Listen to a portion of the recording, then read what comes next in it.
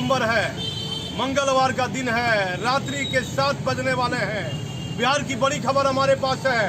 कल माननीय मुख्यमंत्री की विधि व्यवस्था को लेकर एक अहम बैठक है। मैं आपको बता देता हूं कि लगातार माननीय मुख्यमंत्री जब पदभार ग्रहण किए हैं उसके बाद लगातार विधि व्यवस्था को लेकर कई महत्वपूर्ण निर्णय उनके द्वारा लिया गया है। रात्रि गश्ती जो विधि व्यवस्था में आती है, सामुदायिक मामले को लेकर काफ़ी गंभीर है। माननीय मुख्यमंत्री जी बिहार में जो लगातार अपराध जो इन दिनों बिहार में हुआ था, पहले भी आपके कार्यकाल में जो अपराध हुआ था, कई अधिकारियों का ना रिटायर्ड अधिकारी, एक IAS रैंक के अधिकारी ने मुझे बताया कि जेल के अंदर से, बिहार में कई बड़ी जेल है, जेल के अंदर से अपराध टेलीफोन के माध्यम से संचालित किया जा रहा है। बड़े बड़े अपराधियों को तो अपराध की घटना के बाद दूसरे जेल में स्थानांतरित कर दिया जाता है, लेकिन बड़ी बात यह है कि मोबाइल के माध्यम से जेल के अंदर से टेलीफोन के माध्यम से बड़ी घटना को अंजाम दिया जाता है। कई बार देखा जाता है कि तारीख के दौरान जो अपराधी तारीख पर आ रहे हैं उन पर गोली चला दी जाती है, कई बड़ी घटना कर जाती है। आपको नेटवर्क जैमर लगाने की आवश्यकता है। बिहार में क्राइम को कंट्रोल करने के लिए, विधि व्यवस्था की स्थिति को नियंत्रण करने के लिए बिहार में सभी जेल के आसपास जेल में जैमर लगाने की आवश्यकता है। जैमर लगाने के बाद किसी भी अपराधी का टेलीफोन जेल में काम नहीं करेगा, ये अति आवश्यक है।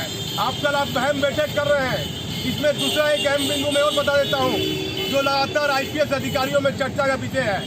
94 बैच के पुलिस इंस्पेक्टर जिनको दागी बनाया गया और उसके बाद ये निर्णय ले लिया गया है कि उनको फील्ड में नहीं देना है, मतलब जो है पुलिस मुख्यालय में दे देना है। और पुलिस इंस्पेक्टरों की कमी है बिहार में। सभी जिले के SP ने कई बार त्राहिम लेटर लिख के भेजा है, स्थिति भयावह बनी हुई है, इंस्पेक्टर की कमी है। भागलपुर जिले में भी इंस्पेक्टर की कमी है, कई जिले में पुलिस इंस्पेक्टर की कमी है।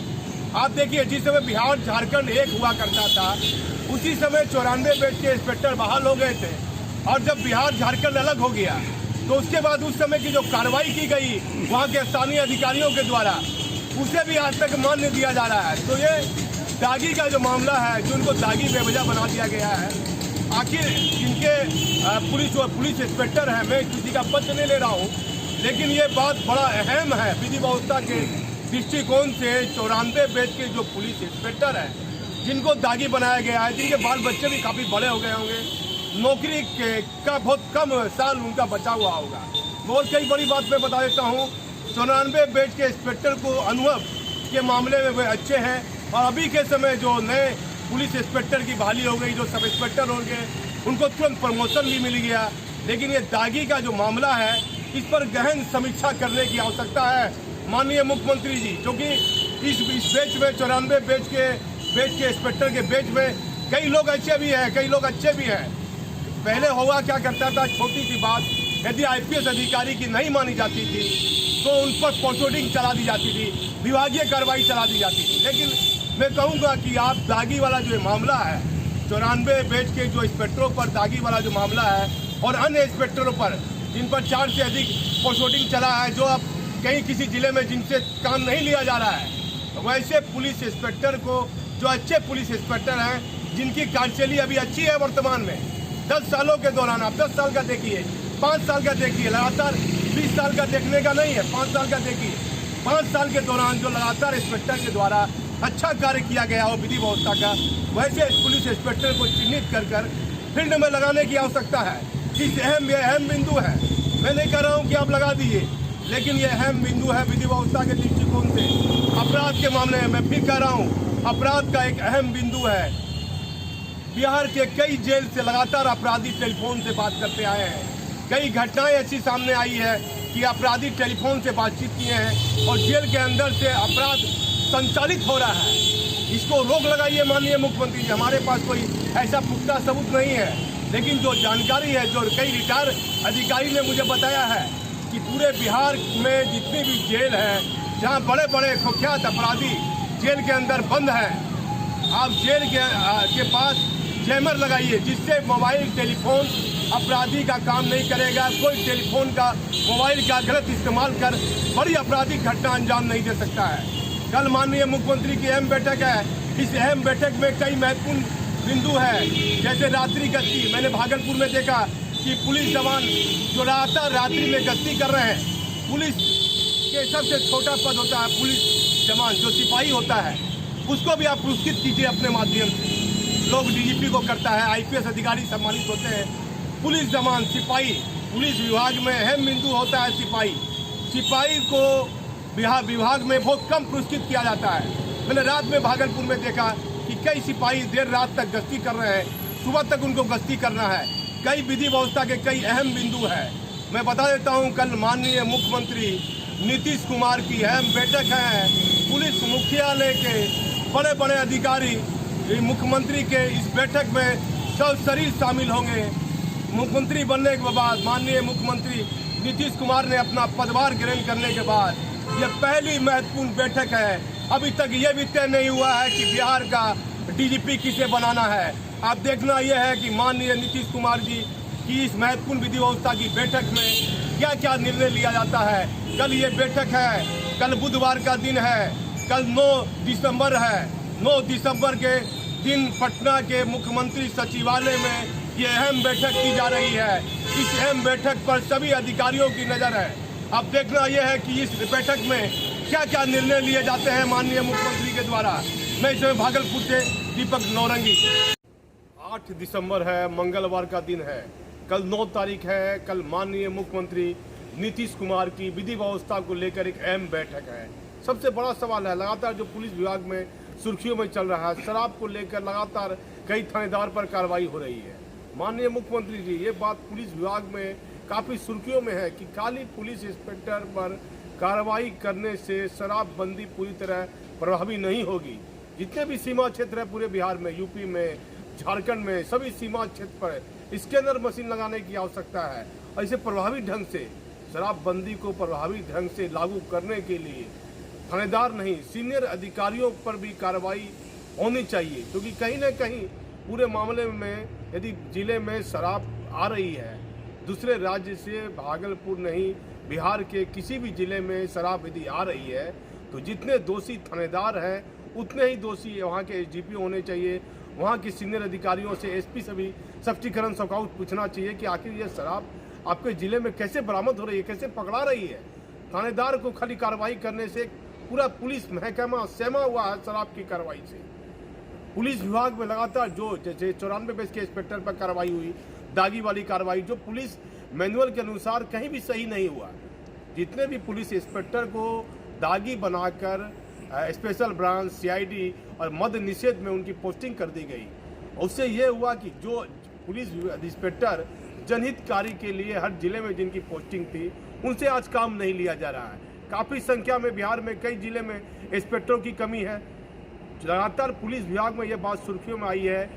इससे पहले एक रोहतास के पूर्व डीआईजी ने भी डीजीपी को चिट्ठी लिखकर ये बात कहा था कि दागी इंस्पेक्टर वाला जो नियम लगा दिया गया है कि जिले में प्रतिनियुक्ति उनकी नहीं होगी, स्पेशल ब्रांच में होगी, सीआईडी में होगी, मद्य निषेध में होगी, तो ये नियम कहीं ना कहीं अनुकूल नहीं था।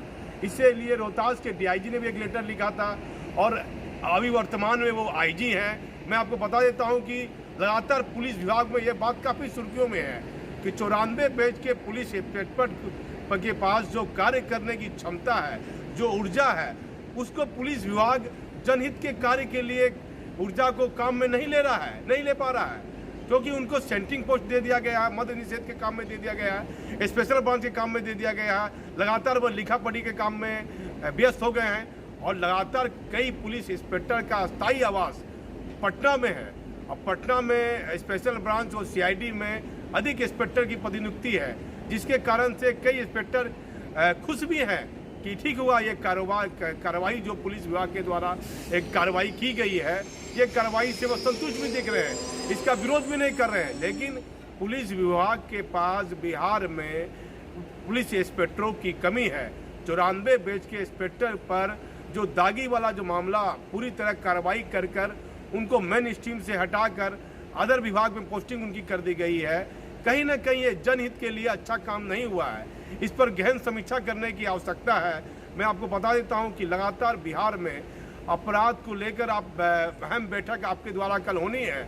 इसको लेकर बिहार के कई जेल से बड़े बड़े कुख्यात अपराधी मोबाइल टेलीफोन का इस्तेमाल कर रहे हैं और टेलीफोन का इस्तेमाल कर वहाँ से अपराध संचालित कर रहे हैं। अपराध की बड़ी बड़ी घटना मोबाइल से फ़ोन से करके, जेल के अंदर से फ़ोन करके आपराधिक घटना अंजाम हो जाती है। लेकिन कहीं ना कहीं आप जेल में, बिहार में जितनी भी जेल है, एक रिटायर्ड IAS ने मुझे बताया कि जेल के अंदर से बिहार में अपराध संचालित हो रहा है। इसको रोकने के लिए आप जेल के अंदर में नेटवर्क जैमर लगा दीजिए, जिससे एक अपराधी मोबाइल का इस्तेमाल जेल के अंदर ना कर सके। मैं आपको बता देता हूं, लेकिन कि IAS अधिकारी ने यह भी बताया कि बिहार के अंदर यदि नेटवर्क जैमर लग जाएगा तो अपराधी मोबाइल का इस्तेमाल नहीं कर पाएंगे। ऐसे यदि कोई अपराधी बड़ी घटना में जेल के अंदर से बड़ी घटना अंजाम दे देते हैं मोबाइल के माध्यम से, तो उनको दूसरे जिले की जेल में हस्तांतरित कर दिया जाता है। लेकिन उससे अपराध तो कम नहीं होता है। मोबाइल फ़ोन से तो दूसरे जेल से भी वो अपराधी बात कर सकता है। तो मोबाइल फ़ोन किसी प्रकार का भी अपराधी रहे, वो जेल के अंदर से मोबाइल का इस्तेमाल ना कर सके, इसके लिए बिहार में कई जेल में, संपूर्ण जेल में जितनी भी जेल है, सब में नेटवर्क जैमर आप लगा दीजिए। ये जैमर लगने के बाद कहीं ना कहीं अपराध में कमी आएगी, अपराध के आंकड़े में कमी दिखेगी आपको। और बात शराबबंदी की, शराबबंदी एक अहम बिंदु है। इसको लेकर यूपी और झारखंड की सीमाएं बिहार से सटी हुई है। इसको लेकर सीमा के अंदर के शराब कैसे प्रवेश कर रही है, सीमा पोस्ट पर जो थाना है वहाँ करने की आवश्यकता है कि सीमा पे, बिहार की सीमा में यूपी और झारखंड की सीमा सटी हुई है। ये बॉर्डर पर जितने भी चेक पोस्ट है, जितने भी जिले में सीमावर्ती बॉर्डर पे थाने हैं, उस थाने पर कड़ती करने की आवश्यकता है। तब इसको बिहार में शराबबंदी पूरी तरह से प्रभावी तरीके से लागू होगी। मामला 94 बेच के पुलिस इंस्पेक्टर का है, इस पर आपको गंभीरता से विचार करने की आवश्यकता है। जिस समय 94 बेच की बहाली हुई, उस समय IG हेडक्वार्टर बलजीत सिंह हुआ करते थे। मेरी जानकारी के अनुसार हेडक्वार्टर के IG बलजीत सिंह हुआ करते थे, और बिहार और झारखंड एक था उस समय। और जो है बिहार झारखंड जब अलग हो गया, तो जो कार्रवाई उन इंस्पेक्टर पर झारखंड में हुई थी, मतलब जिस समय बिहार झारखंड एक था, उन कार्रवाई को भी दागी इंस्पेक्टर के समय उन कार्रवाई को जोड़ा गया है। तो होना यह चाहिए था कि मान लीजिए कि यदि आपको पुलिस इंस्पेक्टर बहुत ज़्यादा लापरवाह है, बहुत ज़्यादा कार्रवाई करने में ये कहीं ना कहीं विफल दिख रहे हैं, तो उनका एक टर्म होना चाहिए कि 5 साल 10 साल इन इंस्पेक्टर को 10 साल 5 साल के दौरान इतनी कार्रवाई की गई और इतने भ्रष्टाचार के मामले में ये पकड़े जा चुके हैं, तो उन पर एक अलग तरह के स्पेशल ब्रांच में आप प्रतिनियुक्ति कर दीजिए, CID प्रतिनियुक्ति कर दीजिए। लेकिन ये जो दागी इंस्पेक्टर के मामले में पुलिस मुख्यालय के वरीय अधिकारियों के द्वारा ये जो कार्रवाई की गई, ये पुलिस मैनुअल के अनुसार से उचित नहीं है। कई पुलिस इंस्पेक्टर तो DSP भी हो गए, कई का प्रमोशन भी हो गया है, लेकिन विभागीय कार्रवाई के मामले में आखिर उनको दागी को बनाया गया, ये भी अहम बिंदु है। दागी शब्द कहीं ना कहीं पुलिस इंस्पेक्टर के लिए उचित नहीं है।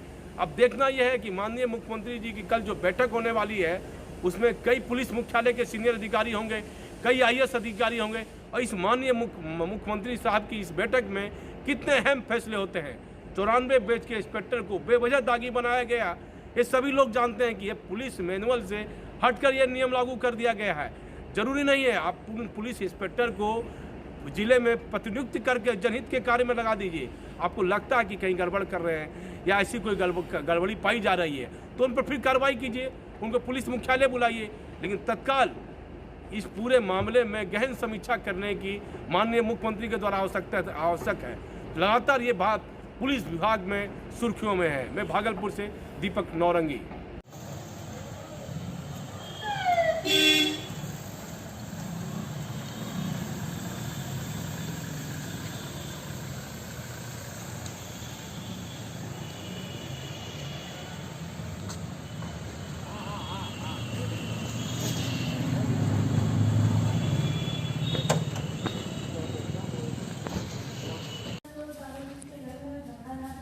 जगदीशपुर पैंसठ का मामला है। ठीक, हम उसको बोल देते हैं, थाना को बोल देते हैं, जाएगा और कल तक 24 घंटे के अंदर आपके घर पे जाके जांच करेगा, आपसे पूछताछ करेगा और उस पर कार्रवाई करेगा। ठीक है?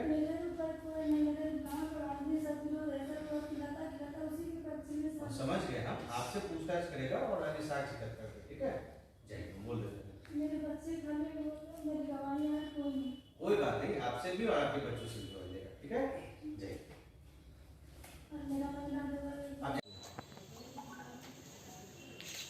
हाँ, आप नहीं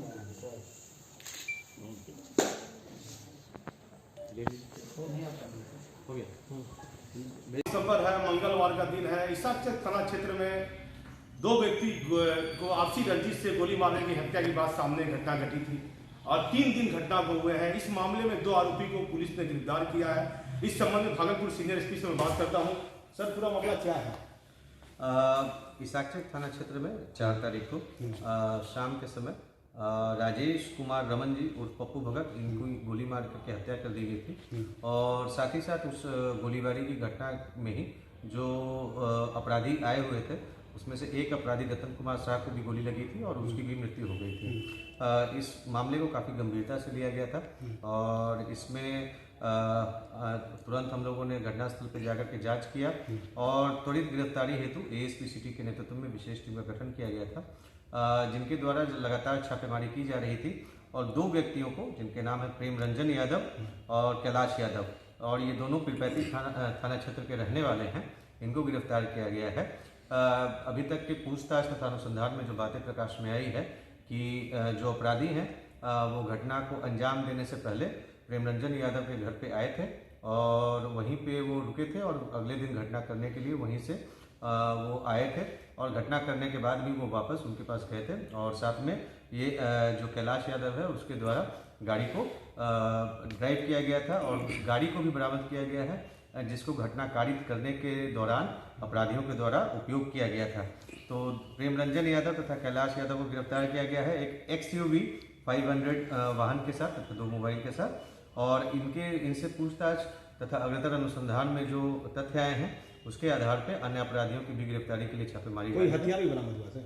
जो घटना के दिन ही मृतक राजेश कुमार रमन जी उर्फ पप्पू भगत तथा रतन कुमार शाह, जो कि अपराधी में से एक था, उनके पास से दोनों मृतक राजेश कुमार रमन उर्फ पप्पू भगत के पास से एक लाइसेंसी पिस्टल तथा गोली बरामद किया गया है।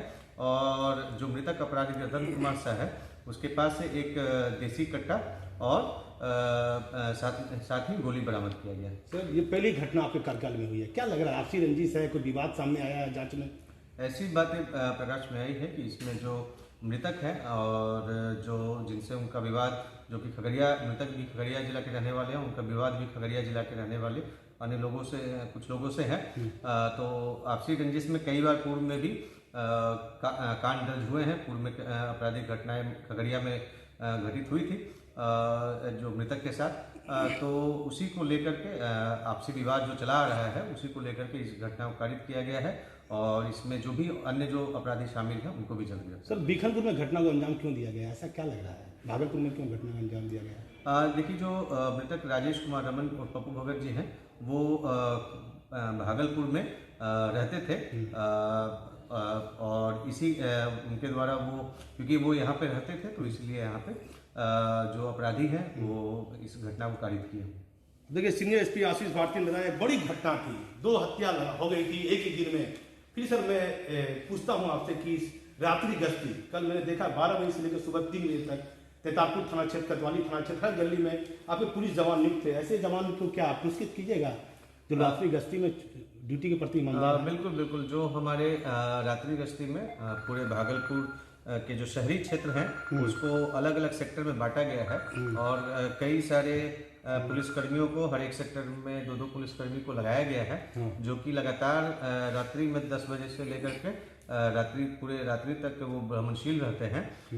तो काफ़ी ठंड का मौसम है परंतु वो अपनी ड्यूटी को काफ़ी अच्छे तरीके से कर रहे हैं और ऐसे लोगों को चिन्हित करके उनको, ऐसे पुलिसकर्मियों को पुरस्कृत किया जाएगा। तो खेत चोरी की घटना जो है ना हो इसके लिए और क्या संदिग्ध लोगों के लिए जो बिल्कुल, जो चोरी, वाहन चोरी तथा गृह भेदन, ये तीनों ऐसी घटनाएं हैं जिसको लेकर के काफ़ी सजग हैं और ठंड के मौसम में ये बढ़ जाता है परंतु उसको रोकथाम के लिए जो सभी लोगों को, ऐसे जो संदिग्ध लोग हैं उनकी सूची बना करके उनको निगरानी रखने का निर्देश दिया गया है तथा ऐसे मामलों में जो पूर्व से फरार चले आ रहे हैं उनको जल्द से जल्द गिरफ्तारी करने का निर्देश दिया गया है। और वैसे लोग जो कि जेल से बेल पर निकल रहे हैं उन पर विशेष निगरानी रखने का निर्देश दिया गया है कि उनकी गतिविधियों का सत्यापन करेंगे और अगर कोई गलत गतिविधियों में शामिल रहेगा तो उन पर कार्रवाई। तो शराब के मामले को लेकर जो लोग पुराने शराब व्यापारी थे उन पर निगरानी कैसी रखी जा रही है? देखिए, शराब बंदी बिहार में पूर्णतः है और उसको लेकर के भागलपुर पुलिस लगातार कार्रवाई कर रही है।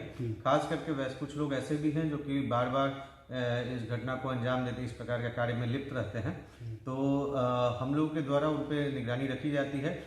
जो ह्यूमन तथा टेक्निकल इंटेलिजेंस है गैदर किया जाता है और वैसे लोग जो इसमें पुनः शामिल होते हैं उन पर कार्रवाई की जाती है। जैसा कि आप जानते हैं कि चक थाना क्षेत्र में ही कुछ ऐसे अपराधी हैं जो कि बार बार इस प्रकार के कार्यों में करने का प्रयास करते हैं, तो उन पर कार्रवाई करके उन पर जेल भेजा जाता है तथा उनकी जो संपत्ति है उसका भी कंफिस्केट किया जाएगा। सर और कितने अपराधी बाकी होंगे? जो घटना इस तक में घटी है इसमें और क्या कितने फरार लोग होंगे? देखिए, अभी फर्दर इन्वेस्टिगेशन में जो बातें आएंगी वो आपको बाद में शेयर की जाएगी। देखिए, सीनियर एसपी आशीष बाती ने बताया कि राष्ट्रीय गश्ती में जो पुलिस जवान ईमानदारी से ड्यूटी कर रहे हैं उनको चिन्हित करके उनके बारे में जानकारी करके उनको पुरस्कृत किया जाएगा। मैंने कल देर रात तक रात्रि गश्ती में पुलिस जवानों को देखा था, किस तरह पुलिस रात्रि गश्ती को प्रभावी बनाने के लिए पुलिस अपने स्तर से लगी हुई है। वही समय भागलपुर से दीपक नौरंगी।